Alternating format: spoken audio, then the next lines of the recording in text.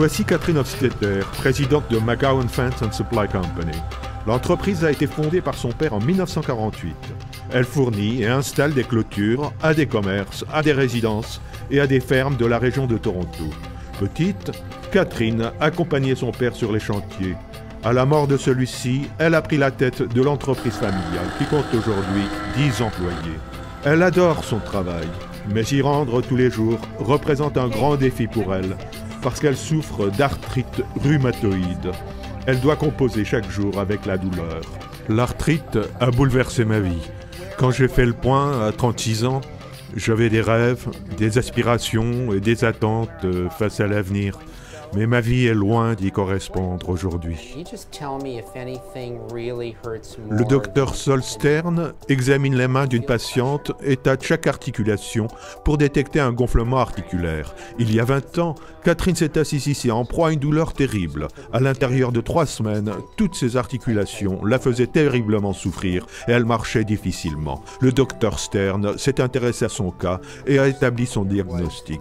À l'époque, il y avait peu de soins disponibles pour interrompre la progression de la maladie.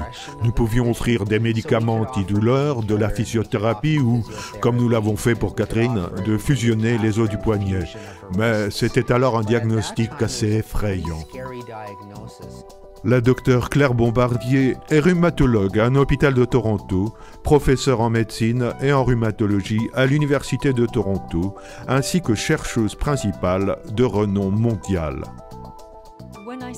Quand j'ai commencé à travailler comme rhumatologue il y a 30 ans, les patients étaient rivés à leur lit en raison de doigts et de genoux difformes, de difformités. Les marchettes et les fauteuils roulants leur étaient indispensables. C'est maintenant très rare.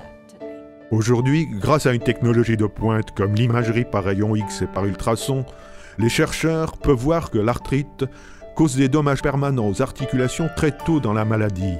Les médecins prescrivent donc des médicaments beaucoup plus tôt pour prévenir l'invalidité causée par l'arthrite et les directives sur le traitement ont changé.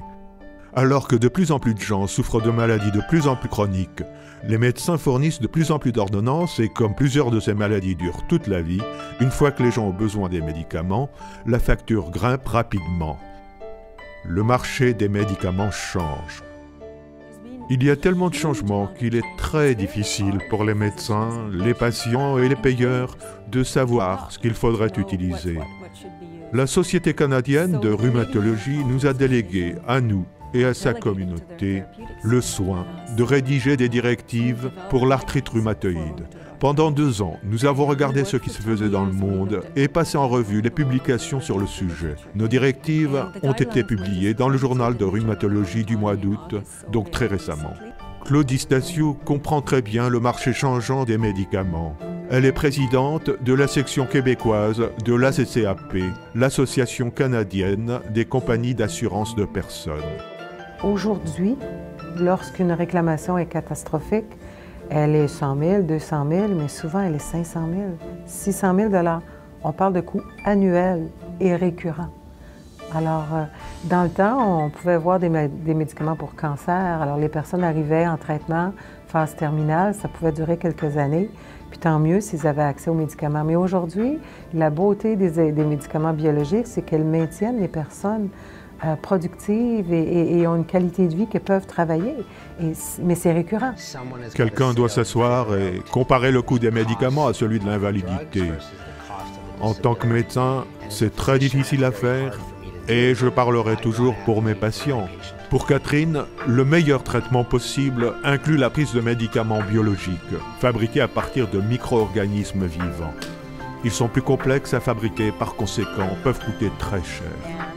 J'ai en fait démontré au gouvernement ontarien pourquoi mes médicaments devaient figurer dans la liste des médicaments admissibles de leur programme. Au départ, le gouvernement avait refusé de me les rembourser. Mon entreprise fait travailler des personnes, elle paie l'impôt des sociétés, ainsi que l'impôt provincial sur le revenu, en plus de percevoir les taxes de vente. Vous savez, le TVH et tout. Sans compter que chacun de mes employés paie de l'impôt sur le revenu des particuliers. Ces employés comptent sur moi, car si je n'arrive pas à faire rouler l'entreprise, je devrais fermer boutique et ils seront tous sans emploi. Nous avons l'impression qu'un tsunami déferlera bientôt sur nous. Il sera question de coût des médicaments, mais aussi de coût des traitements. Si nous ne traitons pas les patients tôt et de manière agressive, si aucun diagnostic n'est fait et que les patients n'obtiennent pas un traitement approprié, on se retrouvera avec des personnes aux articulations difformes, avec de la difficulté à marcher et des invalidités qui s'accumulent, qui perdent leur emploi et qui sont incapables de gérer leur famille ou leurs enfants. Les coûts sont donc très importants. Catherine souffre d'arthrite depuis maintenant 20 ans. Elle a décidé, il y a longtemps, que pour vivre avec l'arthrite, elle devait mieux connaître la maladie. Elle se fait donc une porte-parole active de la Société d'arthrite. Elle travaille aussi avec la docteure Bombardier à une étude sur l'efficacité à long terme des médicaments biologiques. Sans ces médicaments, je ne pourrais pas être active. Je ne peux pas m'imaginer ce que serait ma vie. Je n'aurai pas d'argent pour me loger ni pour me nourrir, car je n'ai pas d'assurance invalidité non plus. Je dois donc travailler. Nous devons travailler ensemble pour créer de nouveaux modèles de soins de santé, car c'est la seule façon d'offrir les soins appropriés aux bons patients, au bon endroit, au meilleur moment et au juste prix. Oui, il y a une tempête, il y a des dangers, un gros défi à relever, mais si on regarde les éléments dans leur ensemble, et on fait en sorte qu'une décision n'est pas prise sur le coût seulement, mais sur l'impact qu'il aura dans le temps, les employeurs prendront les bonnes décisions, puis ça me donne de l'espoir qu'il y aura la survie des régimes.